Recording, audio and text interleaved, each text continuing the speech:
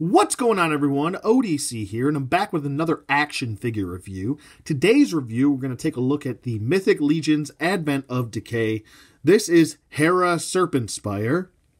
Herra Serpenspire is the High Priestess and Archmage of the Convocation of Basilia. Pretty awesome. Her read-up is kind of simplistic. You'll kind of get that, but she is one of the most powerful characters in the realm of mythos, which you will learn once I show you the backstory here. But her backstory is pretty cut and dry. She's extremely powerful. There's a lot of mystery there. It says that she's one of the most powerful characters alive. That doesn't mean dead also, and we all know how many dead characters we have here. But she's really cool. I love how different she is from all of the other figures in this wave. The bare feet are really cool. I think she's only the third character in this wave to have bare feet. And I think I pointed that out with some of the other reviews, but she looks gorgeous. I really like this head sculpt a lot. She's got her own mage staff, which looks really good. I'm very pleased with how this turned out. And just backing her up, as you can see, it is rather bulky. I think one of the things that I would have liked to have done with this mage staff was to maybe calm down the girthiness of the staff. Maybe make it a little bit thinner for her hands to hold on to a little bit better. It does want to spread those hands out quite a bit when it comes to her holding it with one hand. It constantly wants to fall out, or it stretches the hand out so far that you have to kind of remold that hand back to a tighter grip position. I kind of have her two-handing this. I think it works a little bit better if you do have her two-handing, but she also has to hold the staff a little bit lower, because the lower the staff goes, the thinner the girth of the staff is. So it's actually easier for her to hold it the further down the staff you go, as opposed to being up high. Maybe I would have preferred if they wanted to keep the girthiness of it, if they would have went with maybe a thicker bottom and a thinner top, just to kind of maybe balance the staff out, seeing as the top of this staff right here is a little bit on the heavy side due to all the sculpting going on here. I think as far as the plastics go, because when the Four Horsemen and Mythic Legions give you some sort of plastic molding, it is a solid plastic molding pretty much on everything. They don't really give you too many hollowed plastics, and that does weigh the figure down a bit. And she's actually leaning forward here a little bit due to the staff, and she's kind of holding it outward a little bit. You can't see it from this angle, but the staff is not a light staff. It's got some weight to it, and it can make or break a situation. It can make you want to handle this staff a little bit more, due to it not feeling very brittle. But in that same token, it does kind of throw the balance of the figure off overall.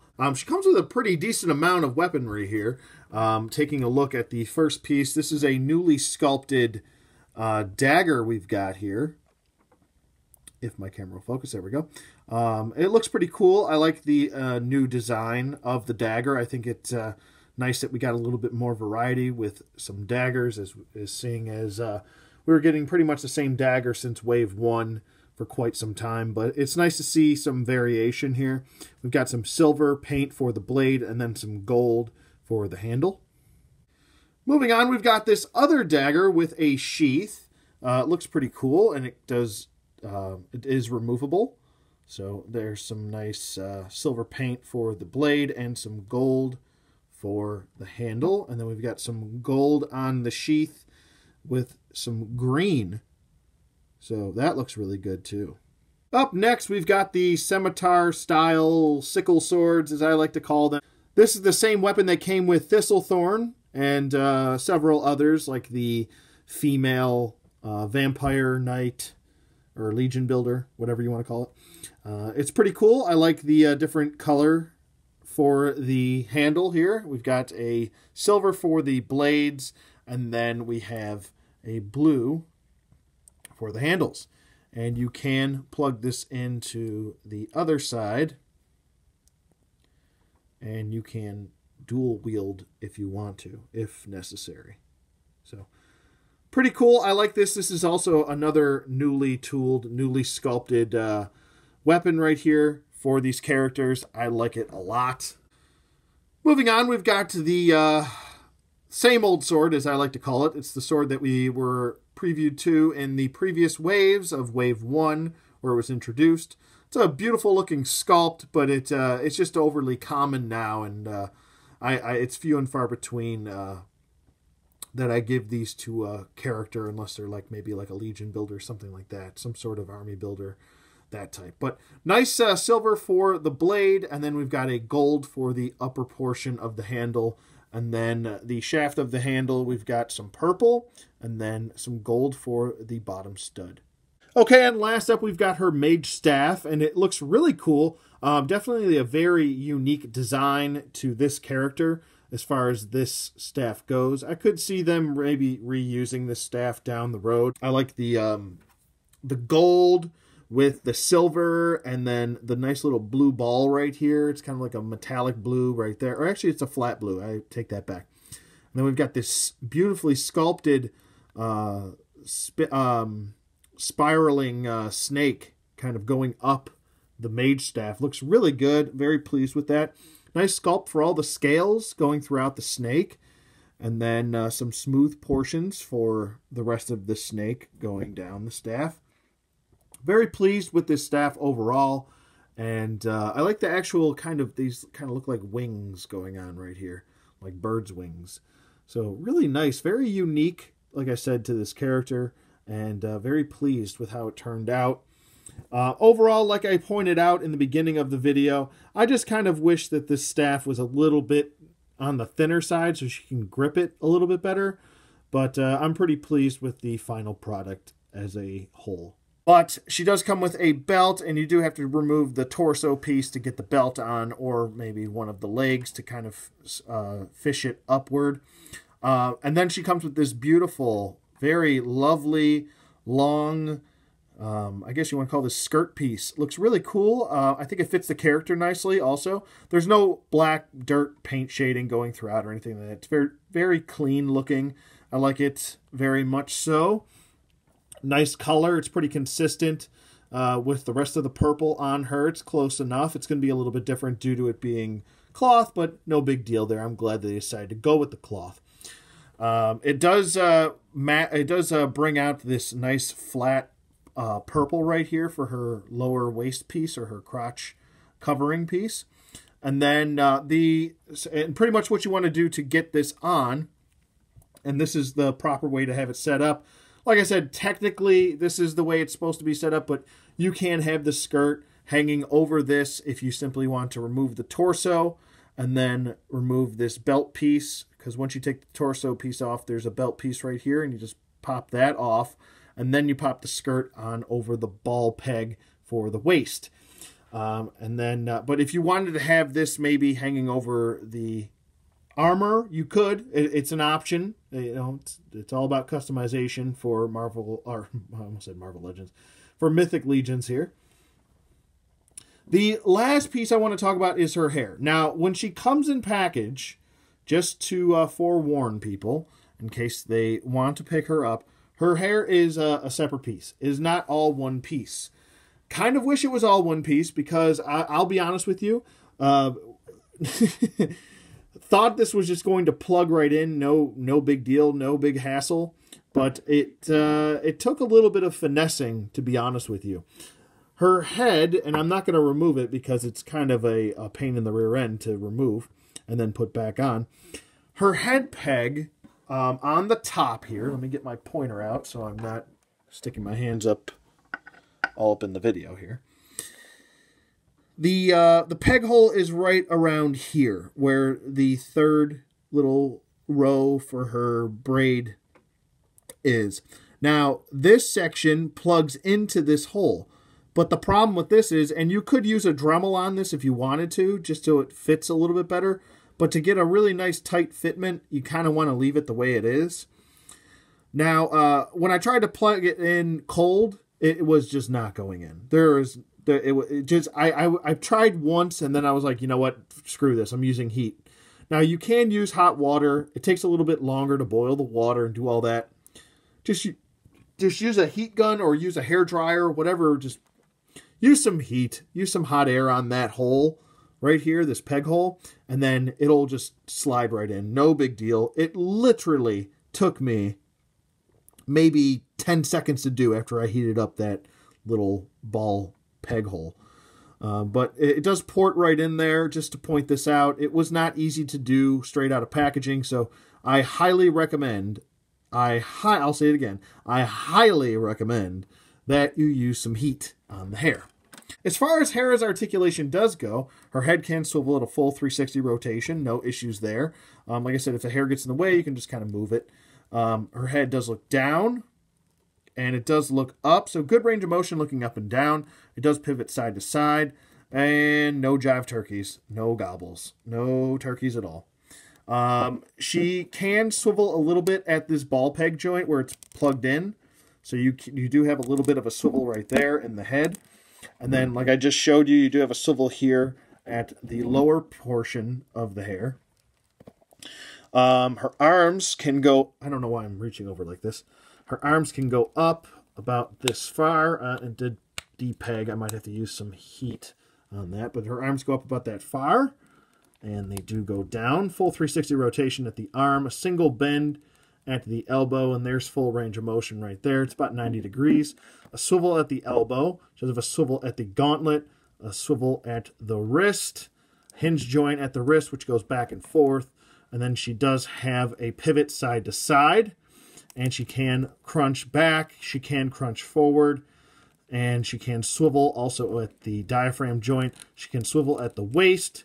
She can do the splits like so. So really good splits. She can Van Damme it. Legs go forward, legs go back. Really good range of motion there. Upper thigh swivel, a single jointed knee, which is a little bit less than 90 degrees. And then we do have a swivel at the knee, swivel at the ankle. She does point the toe about that far, and she does point the heel. There's a ratchet in there. You kind of have to work with it. You might want to heat that joint up if it's a little bit too stiff for you, just to work with it. And then she does have an ankle pivot and 2 peg holes at the bottom of her feet. Okay, as far as her sculpt and paint work go, she's definitely top notch. Head to toe. I mean, just looking at this head sculpt, it is absolutely gorgeous. It's probably one of my favorite head sculpts in this wave, to be honest with you, in the whole line.